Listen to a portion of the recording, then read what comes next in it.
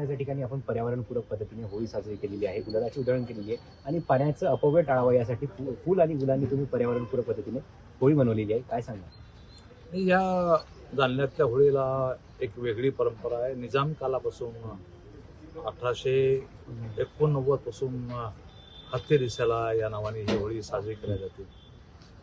स्वर्गीय रामभाऊजीराव आणि आता अंकुशरावजी, रमेश आणि ही सर्व मंडळी गेली ही परंपरा टिकून ठेवण्यामध्ये खूप मोलाचा आणि महत्त्वाचा वाटा त्यांनी उचललेला आहे.